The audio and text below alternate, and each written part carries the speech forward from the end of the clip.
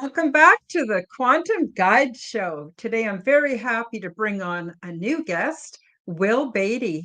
Let me tell you a little bit about him. Will Badie is a meditator. Will Badie is a meditation teacher and author of You Are the God You Seek, an ebook on mindfulness and spirituality. He is involved in a variety of different activities, some of which include music, podcasting, stand up comedy, semi professional basketball, spiritual evolution, coaching, and public speaking. His main goal is to inspire his fellow man to see the divine in all things. He is extremely passionate about helping people to uncover the divine being that dwells within them. Bringing peace to himself and others is truly what he is all about. He believes that all people are beautiful, and he has dedicated his life to helping others see that beauty inside of themselves. All of the links are featured below in the description. Please do check me out, subscribe to my channels, leave me a comment, like my videos, and share my content with your friends. And I'm very happy to let you know that you can now join my channel to help support my work and also to take advantage of my perks. So without further ado, Will, welcome to the Quantum Guide Show. How are you? I'm great. How are you? I'm good, thank you. Yeah. So this is going to be quite an interesting discussion today. So, not sure where you want to start. How about if we start off with you talking a little bit about how you discovered your inner resources, what prompted you to publish your ebook? Oh, yeah, I think that's a great place to start. Maybe last year, that was probably around April. Um, I I was at a job that I really didn't want to be at, and I got really bad at quieting my inner voice.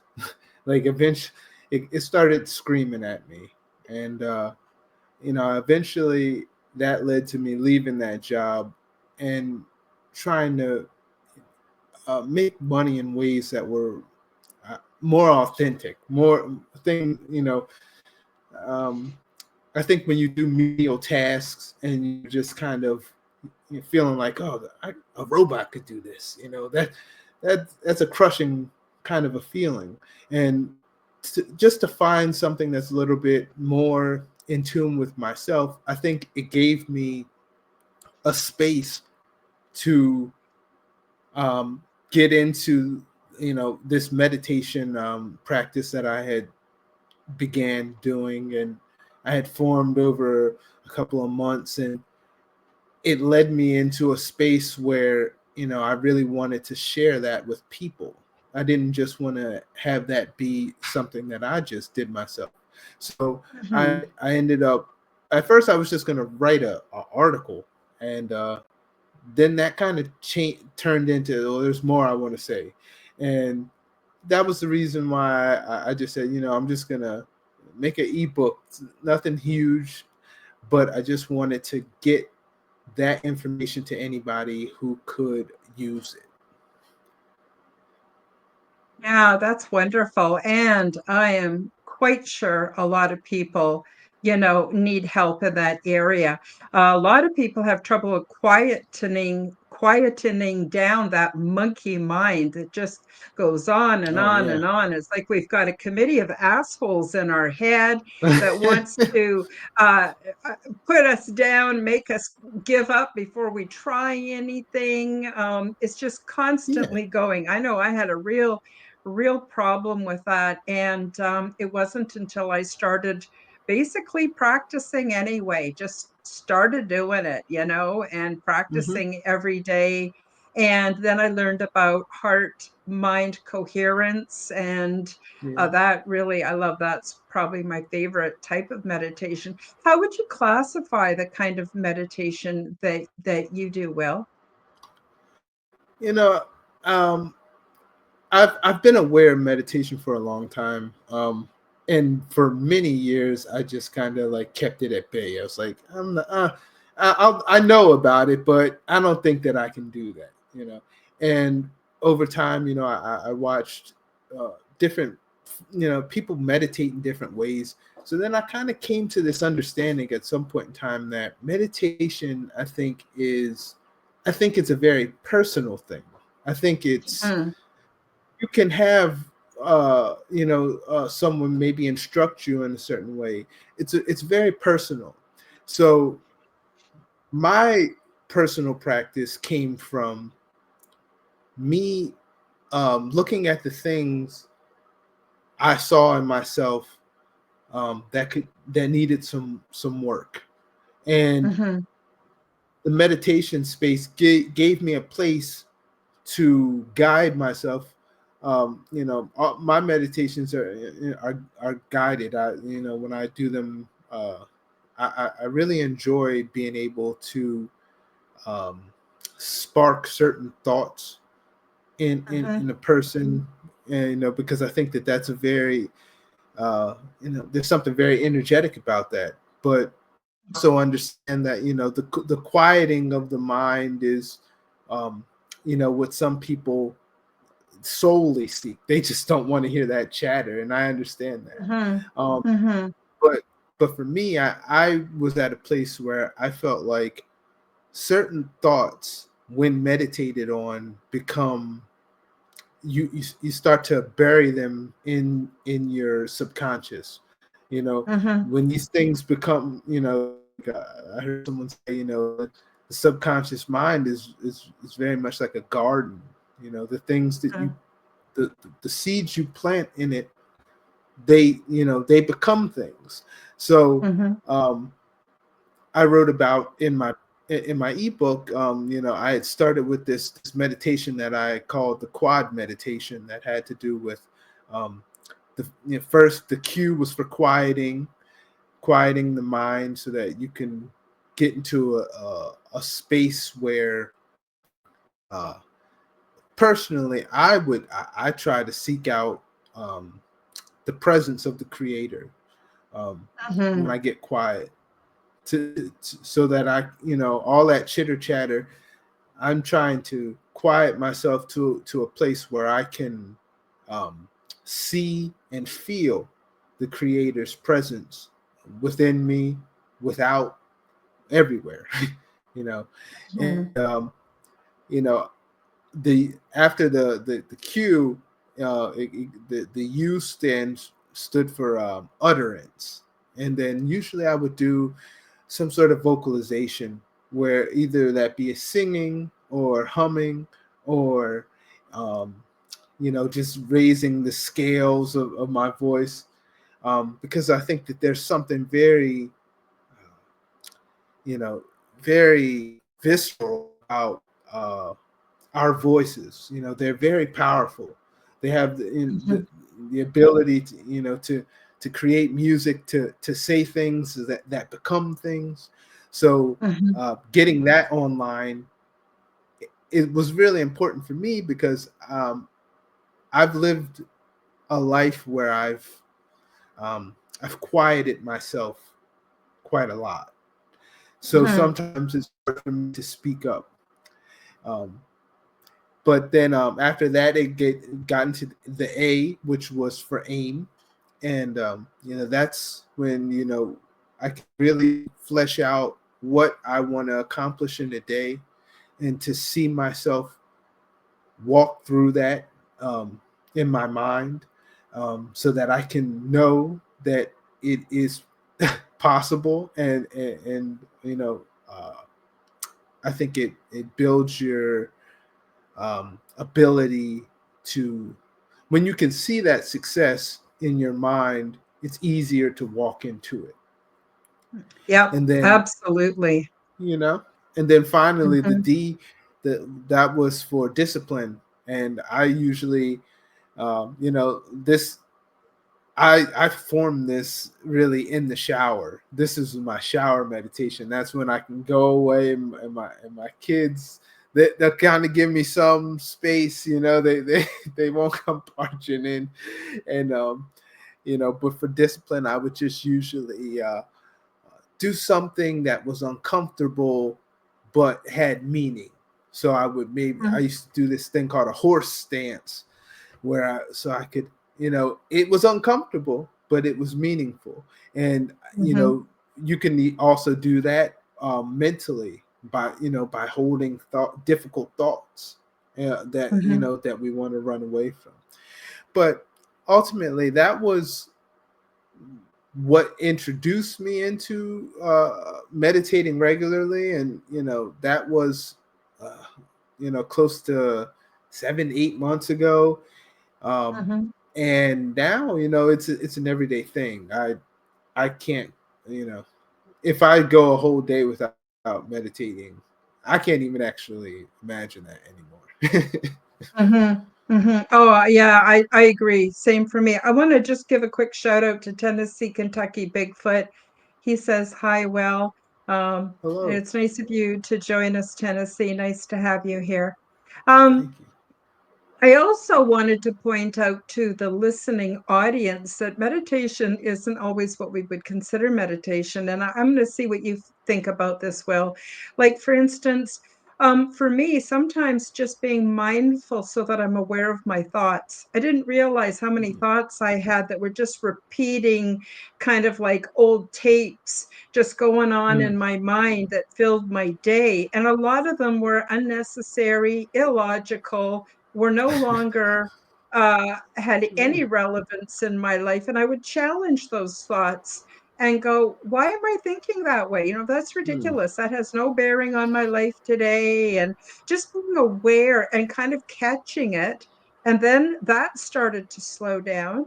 And then another kind of meditation I do is when I'm out walking. When I'm out walking, what I do is I don't try to think about anything. I just kind of let my mind kind of float along with me, Mm. and it creates space for the creator to introduce things to me that I now have room for. And when I'm Mhm. walking, I'm not that distracted by all the screens, for one thing.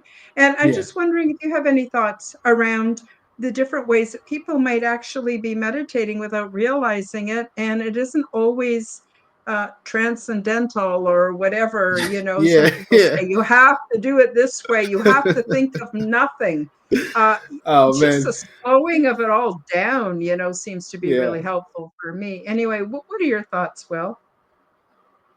Oh, that's perfect, because that's exactly the way I see it. I think with meditation, especially in the mindfulness space, people are really hung up in, well, who taught this and when and all of these things. I'm more concerned with, does it have results? I only Hmm. began to give what I have because I saw the results in me, you know. So Hmm. um, it's like I said to somebody the other day. That's it's like if the Buddha was meditating and teaching meditation, and somebody said, "Hey, do you have your certificate?" You know, Yeah, yeah, no one would ever say exactly. anything like that. Hmm. But Hmm. like you were saying, though, I think meditation for us in the West is far different than how it is for a monk on top of a mountain somewhere. We Hmm. live completely different lives, and we have to figure out how to fit that into our lives. And like you Hmm. said, these walking meditations, um, sometimes just being, like you said, being mindful of your thoughts, um, understanding that um, your thoughts are these creations, and they're sort of without judgment, in the sense that you can create extremely great thoughts and you can create destructive thoughts just as well. And my destructive thoughts for much of my life, um, they guided me into places that, when you can kind of look back with a with a different perspective, you can see like, wow, like there were times where I was doing things that I don't even believe in. I don't even that they're Mhm. not even things that Mhm. I would actually. And you're like, how does that happen? And that's, I think, is the cost of not being mindful, not understanding who you are and what you're about. And um mindfulness is, it sounds like, I remember back when I first heard that term mindfulness, and I was like, this. What do you mean? Like everybody's mindful. I can tie my shoe. I can, but at the end of the day, mindfulness is, uh, it. I think it's innately um, tied into spirituality. It has. Mhm. It has to do with you being the best version of yourself. And that's what I try to do every day. I mean, I'm not I know I'm not the most perfect meditator or meditation teacher, but every day I take time to try to uncover the best version of myself. And that's all I Mhm. think I can do. Mhm. Mhm. Now, I got another question for you. When Mhm. I started being mindful, and it was basically just listening to what I was thinking in my mind, being aware of it, right? And I realized that a lot of the things that were preoccupying my mind were not even mine. So I want to delve a little bit into the construct that we're born into and how it programs us. And it gets us obsessing over all kinds of things to, is my butt too big? To Yeah. should I have people over on Saturday night? To, gee, wonder what's going on in Yeah. Sarah Sue's life? Or it just on and on and on. And I found that uh how I dissolved it was just aware of it and kind of catching it every time. I would catch it and go, aha, I see, you know what, this is bullshit and this is not me, and I Yeah. don't have room for this anymore. What's your thoughts, Will, on deprogramming from the construct that we're programmed into, with everyday society? I would say there was. I remember many years ago.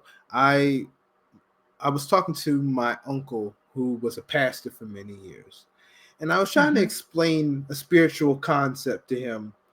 And um, I made this thing that I called the spheres of division. And Hmm. what I did was, it was a bunch of concentric circles, and on each layer of the circle, it was like an onion. So in the Hmm. center of it, we have the indivisible um, aspect of creation that we are, right? That's at the core of, I believe, all things, right? At the bottom of it all. And then us being in three-dimensional reality, and as human beings, we have a particular set of attributes that are given to us, right? So we're born into, yes, we have the creator, but then like the first level of illusion is that you exist in three-dimensional reality. So Hmm. there's the first layer, right? And then when you start to stack these layers, you say, well, I was born on this planet in this galaxy. I was I was born in this country at this time to these people. To When you start to really look at the layers, that there's so many layers that obstruct the truth of the creator being inside of you. So in deconstructing that, I think maybe the best course of action, or how I've tried to approach it, is every time I see an aspect of my identity,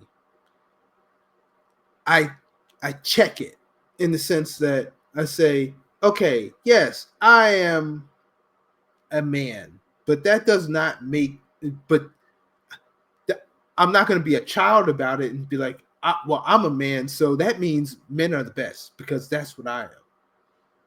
And every time that I find that part of an identity that is easy to attach some kind of um, attachment to, really, and say, yes, I'm with that. I'm with those, like I heard somebody say one time, they said ideologies are not our friends. Mhm. But we attach to these things and then we let them define us. And ultimately, I think that's what happens when we lose sight of source, Mhm. when we lose sight of the fact that what is inside of me is inside of all things. Yep. Very good. Very good. Yeah, very well explained. Um, getting on a little bit more into your ebook, what can people expect? How can people, first of all, what can people expect within the ebook, and how will your ebook help them? People will want to know that. Well, I think for a person who may be getting into meditation, I think that it's a very, I created that book or that ebook. I created that at the beginning of a journey into uh, mindfulness and meditation. And because I came from that perspective, I think it's really good for people who are um, thinking about it, who maybe are a little bit turned off by the idea of the intensity of meditation. Sometimes people just don't want to deal with. They're like, I'm not sitting nowhere for even 10 minutes, 5 minutes. You learn people just don't like sitting with themselves. Those thoughts, they eat them up. Um, but ultimately, I think it it can really give you a perspective into um, the connection between mindfulness and spirituality and why these things are interconnected. I think that's the basis of where I was at with that, and that was the main thing I wanted to communicate. Mhm, mhm. And so, what I'm hearing is that the benefit of the book to people is to help them get started. So, this is sort of a where do you get started in all of this, and what will it do for you? And I think that is what the benefit of the ebook is, so that people can have a nice practical guide that's not just a bunch of words, it's actually tried and true, because you've been through that Yeah, yourself. Would yeah, you agree with that? absolutely. That's the main thing. I I never want to give somebody something that when they go to try it, it has no benefit. And Mhm. this has changed my perspective on my life, on who I am, and what I'm capable of. So Mhm. ultimately, that's what I want to give people. That's why I became a meditation teacher. I'm also a certified life coach. Um, my life, in many ways, has been about trying to bring harmony to a situation. Mhm. Yeah, I think that's really, really important. Let's talk a little bit about your life coach services. So, what kind of things can you help people with? Well, first, let me say that I personally, I've never actually seen anybody for life coaching. I am a meditation teacher, but I am a certified life coach, but I actually haven't actually gone down that road. I have a certification, but that's one of those things that is coming up. But Mm-hmm. as far as meditation, um, and ultimately one day it will lead into life coaching. But as far as meditation, I offer guided meditations that I create, also personalized um, uh, meditations. I'm actually in the process of like making my website right now, so Mm-hmm. that will, mostly it will be about uh, um, it'll be personalized. I don't want to. I know that people have different needs, and sometimes I think Mm-hmm. in a bigger setting, sometimes those needs I don't think are met. I like working with people on a one-on-one basis so that we can talk about you as opposed to some template of you. Mm-hmm. So it's not one size fits all. It's whatever the individual needs help with. So if someone came to you, Will, and they said, "I'm having a really hard time with addictions," or "I'm having a really hard time with relationships," or "My marriage is a mess," would you then be able to help everybody depending on where they're coming from and what their issues are? I believe I absolutely could, because um, before I was a meditation teacher, before I was a life coach or anything, this is, I loved working these things out with people I'm close to. Mm-hmm. I think you have to have I love it. I love to see peace come to a person. Mm-hmm. I, and you know to be um, to be able, first of all, it's a very vulnerable thing to open up to a person, and to Mm-hmm. let them help you. So I Mm-hmm. appreciate that. So all I, I've never met someone who I couldn't help to some degree. Mm-hmm. I and I grew up with all kinds of I've lost so many friends to addiction. I Mm-hmm. can't even count. Mm-hmm. But in certain times, though, um, you you can say things to a person when you can see a person, when you can see them, and say, I know that you're not this worthless person. I see your value. When they don't Mm-hmm. even see their own value, that's that's the core of it. I think is the fact that I can see the value in people sometimes when they can't even see it in themselves. Mm-hmm. And you know, once you see it, then it's just about, can I bring this out of you? Can I Mm-hmm. get you to see? And that's what I'm all about. I'm still very new into all of this, but that is my direction, to help as many Wow. people as I can. Yeah, I think that a lot of people in our mainstream society don't feel seen, don't feel heard, don't feel cared Yeah. about. And when they have somebody with their focused attention on us and they see us and our potential, that goes a long, long way in helping us to believe in ourselves. Mm. Will, I want to just take a short break, 2 minutes, to play Sure. a promotion and tell everybody about my new book. And then we're going to come Sounds back good. and then let's segue a little bit into your music and how that sort of overlaps with everything we've talked about so far. How would that be? That sounds good.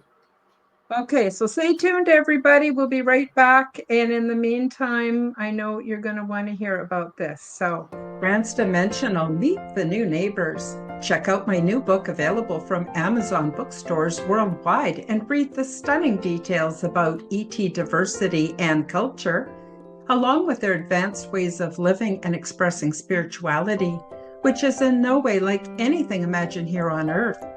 Transdimensional, Meet the New Neighbors introduces you to many different ET beings, the healing pods, the interior of the big ship, my orientation process, cultural events, and off-world mating practices.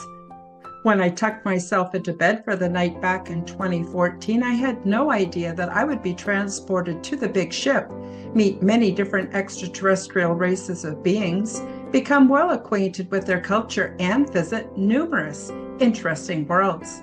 While away, I learned a great deal about the big ship, intergalactic and transdimensional travel, intergalactic planetary research, and the various options for resettlement.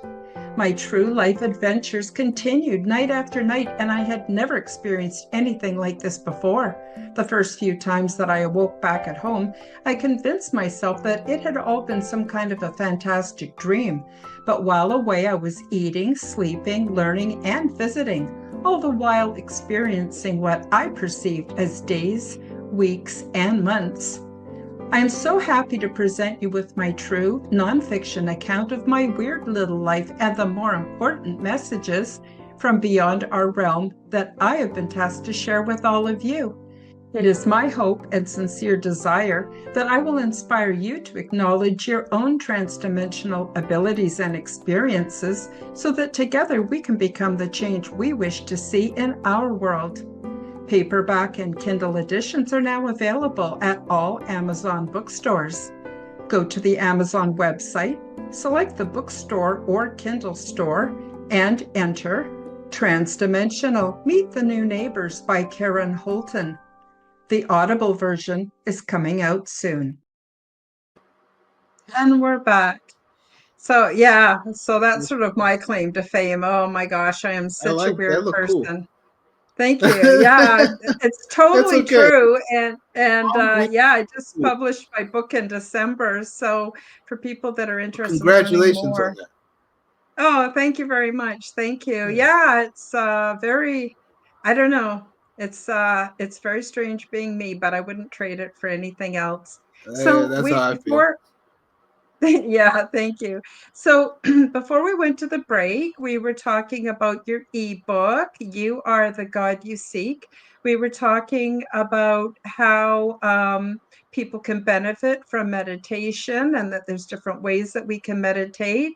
And we talked about the value in your life coaching because you are able to see people for who they are and their potential, but also their innate worth. And I'm not sure if I'm leaving anything out. Please feel free to I fill think in. that's no. I think you're good. Okay, and then I thought, now why don't we talk a little bit about your music? Because I know that you produce music, you're interested in music, and I'm pretty sure there's an overlap between spirituality and music. I wondered if you want to share some of that with our audience today. Yeah, sure. I have been doing music since I was probably like in my early 20s. Um, I wrote poems and things when I was younger, and eventually I became a rapper. And uh, I was, I still enjoy that very much, but more recently, in December, I released a project um, it was very out of character for me because I was singing and instead of rapping, and um, it was a venture into mystery. It was like I Hmm. don't know if Hmm. this is going to work out or not. Um, and I did it, and I put it out, and it was very interesting because I didn't get the response that I wanted, but Hmm. I got the response I think I needed. Just to Hmm. you know, uh, I needed to be challenged in the sense of you know, um, there's certain days where I might say to myself like, why am I even still making music? I'm Hmm. 37 years old. Certain people are like, you still rapping, make music and stuff, and it's like, well, I almost don't have a choice. It's kind of what I do. But I needed it to be tested, I think, to realize that because now I just started recording my next project like yesterday. So, I had this bump, and I really was down kind of a little bit about it. Um, but I think that's what's so great about the creative energy is that Mm. it it it flows in different ways. And some for me personally, sometimes it's musical. Sometimes even with basketball in my life has been a very a creative outlet. Doing meditations and just letting that creative juice flow is, I think that is when we are the closest to the creator. I feel like that's Mm-hmm. when that's like the creator being manifest in you, um, to the point where it's like, yeah, this is what you are, a creator. That is who you are in your essence. Mm-hmm. Mm-hmm. Now, you spoke on the first half of the program about sometimes when you're meditating or when you're in the shower, you'll just make sounds, and the different frequencies affect us and open up our chakras, and then now we're talking about music. So I feel that music is very important.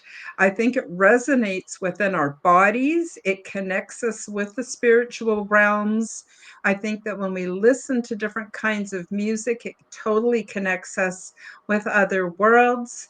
And so I think music is ever so valuable. And a lot of people who are on a spiritual path, they're into drumming, or they're into singing or chanting or making music. But there does seem to be about that resonance you feel within your body when you're producing Absolutely.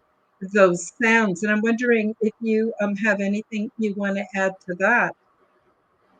Yeah, absolutely. I definitely think that music is uh, it has the ability to take you from one place to a whole other place.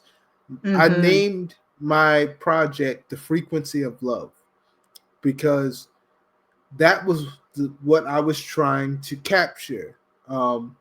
I wanted, you know, this is like more of a R&B neo soul type of an album, and in that genre, there's a lot of talk about um, romantic love, Mm-hmm. and I wanted to create something that was about a bigger love, Mm-hmm. something that is something that is more all encompassing. I understand that the relationship thing with between people, that I there's a trillion songs about that, but I really wanted to make songs specifically to try to make people feel better, to try to empower them, and to try to bring more loving frequencies into their existence. Mm-hmm. Mm-hmm. Very important. Very important. Yeah, I think on Earth we are missing the boat when it comes to love. Like we think it's romance. And I believe that love is kind of like a basket. It includes different attributes, like, for instance, patience. Like sometimes I will just exercise patience with myself and everybody I come in contact with. That is Mm, not easy. Well, that is not easy, but it's a skill mm, that I'm working on. I find that love also includes self-control. If I love myself, I'm going to be careful what I feed myself, what I expose myself to. It's like if we have a mm, child, we're not going to let it just eat candy all the time. That's not good for its yeah. health. It wants to, but you're not going to let it It because wants to. it's got to eat some real food to grow properly. And we need to do that to ourselves. And I think that is Yeah. also love. And faith, having faith in our ability and in those who love us and see better versions of them. So I think love is a heck of a lot more than romance. And it's not easy. It's kind of like juggling. So you're practicing patience and you throw in self-control. Wow, now you're trying to be patient and have self-control. And then you throw in, something else like peace, being peaceful. And Yeah. it's like learning to be on Circus Soleil, just trying to get all these That's a great all way of these putting it. Yeah. elements all these Yeah. elements happening in our own life. And we're not taught that in school. We're not taught that in churches. We're not taught that, it seems, anywhere. And it's like, absolutely, for me, it's fundamental. And I'm wondering if you could speak a bit towards that as well. That's that to me, that what you said was so true. Um, there's a song that I haven't recorded yet that I wrote, and the name of the song is "What Could There Have Been Before Love?" You Mm-hmm. know, before the creator uh, separated into its first division, and then that urge for togetherness. You know, what could there have been before that? There's so like you're saying, love is a language, and uh it's a way of being. It's not so. Of course, there is the love that you have for people in your family and friends and things like that, but love is, to me, a frequency. Mm-hmm. It's it is the frequency of, I have high worth, and I also see your high worth. And then being able, I love the days when I can strip it all away, and then I can see that the creator is everywhere. It's in Mm-hmm. everybody I talk to. There is no, it's there is no the separation that is purely a creation of my mind. It's not Mm-hmm. it, that is, to me, maybe the I don't know what you would call the greatest kind of love, or Mm-hmm. I understand that love is, romantic love has its place in the world, Mm-hmm. but I think that we get so caught up in that, we feel like there are certain people that we're supposed to love, and certain people we're not supposed to love. And I think that is kind of like at the core of what our issue seems to be here on this planet. Mm-hmm. Mm-hmm. Yep, I would agree with you. I'm wondering, we have a few minutes left to the show, and I'm wondering if we could Mhm. talk a little bit about basketball, because I actually had kind of an awakening experience with basketball. So I was Ah. going through a really bad time in my life, and I had a basketball, and I just used to go out and I used to just bounce this ball. And Mhm. pretty soon I was able to walk along while I was bouncing the ball. And then I was able to bounce it all the way down to the basketball court and start, shooting baskets and stuff. And you know what I found? I don't know if I'm crazy or what. Maybe you can explain this, but I found that I was able to develop like a quantum field relationship with that ball. I was able to do things with that ball that I never knew were possible. So, for Mm. instance, I would be bouncing that ball and I could almost make it stick to my hand and have it also release.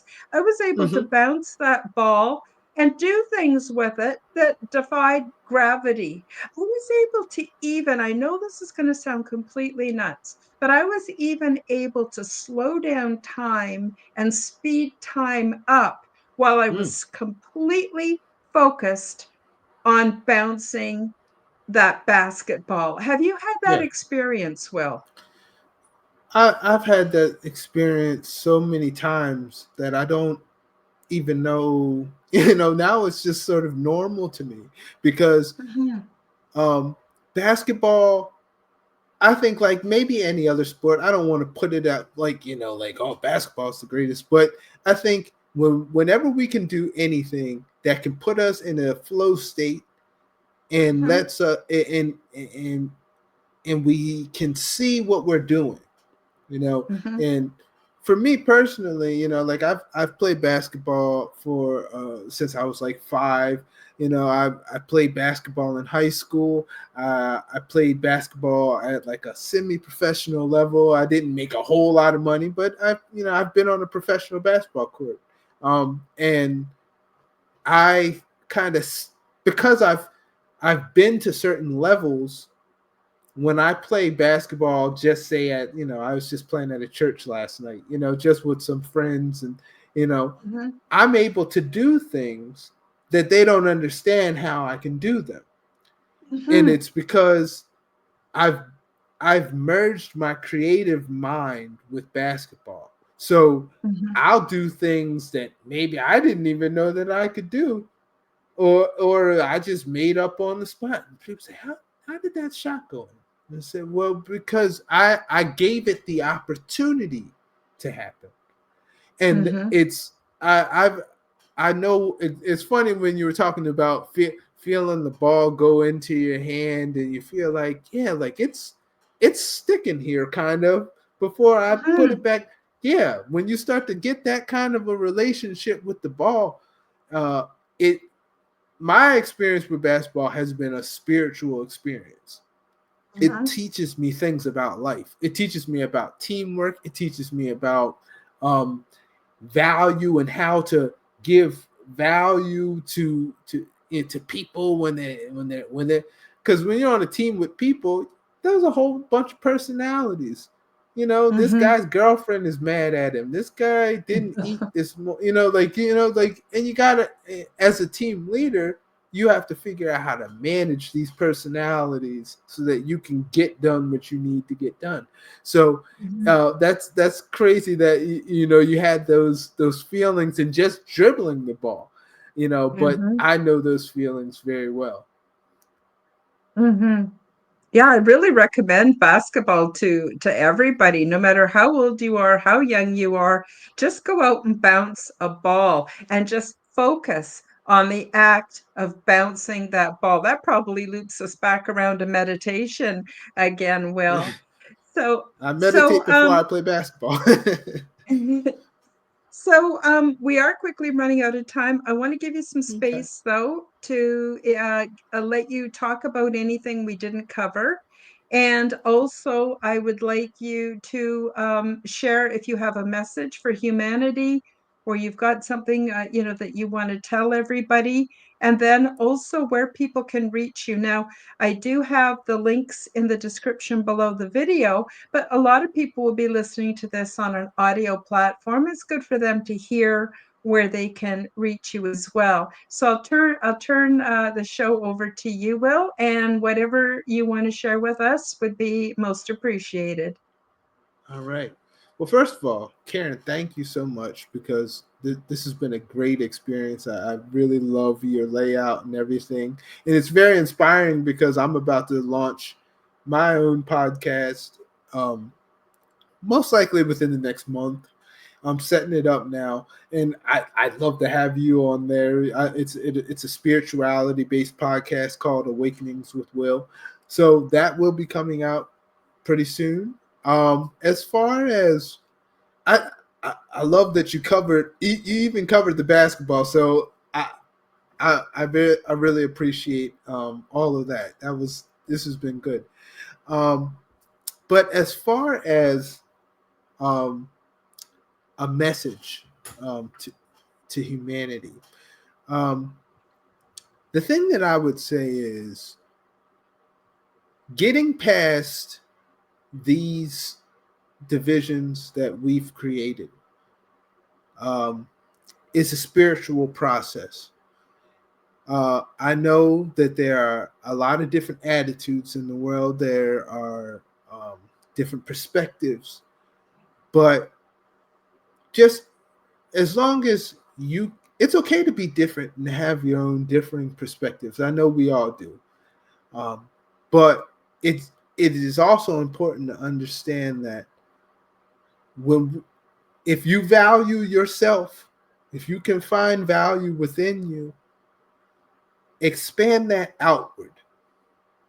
And especially at challenging times when you come across people who you might feel like don't deserve your respect, or they don't, they voted for somebody, they did, we have to be able to still see value in people and everything else that is not us.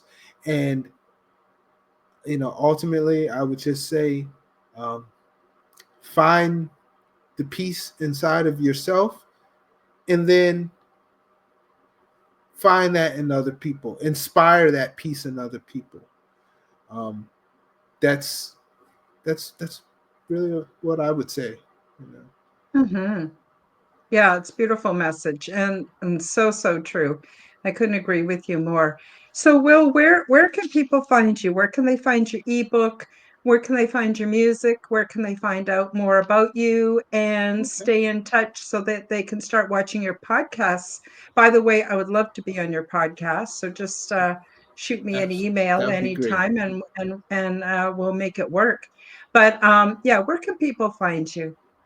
Well, you can always just email me at willbadie@gmail.com. That's probably the easiest way to get a hold of me. I don't have to worry about being flooded with people, so I can just put that out there. So I'd love to hear from you. As far as my music, I make music under the name of Fly Site, FLYCYTE. It's on Spotify, it's on YouTube Music, it's on Amazon Music, and iTunes. That's my latest album that just came out, The Frequency of Love, Volume 1. Um, and yeah, am I missing something? I might be missing another thing. What about Oh, the ebook. The ebook. That's what I'm. willbeatty.gumroad.com? Yeah. Yes. That's the ebook. So you can find my book on Gumroad. And if if you email me and we get to talking, there's a good chance I'll probably send you it free anyway. So I'd love to hear from you. Wonderful. Wonderful. Well, it's been a real pleasure having you on the show today, Will, It was giving great. us lots Thank of you. things to think about and a lot of positivity. And if you ask me, that's what the world needs right now is positivity. Take our minds out of all the dramatic screen stuff that's going on. Even me, I have to watch how much I can Me get too. sucked into the screen, and the next thing Me I too. know, all my emotions are whipped up and everything else. But Yeah. and I want to thank everyone who joined us in the live chat, and I want to thank Yes. the Thank you. listeners and the viewers, those watching the replay, listening on audio podcasts. I appreciate everybody so much. I'm sending much love and best wishes out to all of you. And I want to remind everybody that I do have a show on Sundays called called Aliens and Angels, and I will be actually reading and discussing chapter 2 from my book that was recently released. And I guess that's about it for today. Again, Will, thank you so much for coming on the show. It was a real pleasure to have you. I Thank you wish for you all having me. the best and all the You too. success that's possible. And let's together make this a better world. And so until next time, we'll say bye-bye, everybody. And thanks for joining us Bye. the Thanks. Quantum Guide Show. Thank you for joining me for the Quantum Guide Show. Become the change that you wish to see in the world. Subscribe to my YouTube and other channels at Karen Holton TV. Click the like button, leave me a comment, and share this podcast with your friends. Read about my true life ET contact in my book called Transdimensional: Meet the New Neighbors, which is now available in Amazon bookstores worldwide. Check out my website at www.karenholtonhealthcoach.com to see my free resources and amazing products and services. All the links will be in the description below. As part of the Forbidden Knowledge Network, you will find the Quantum Guide Show with Karen Holton and also the Aliens and Angels podcast on all audio platforms. Until next time, keep up the good work.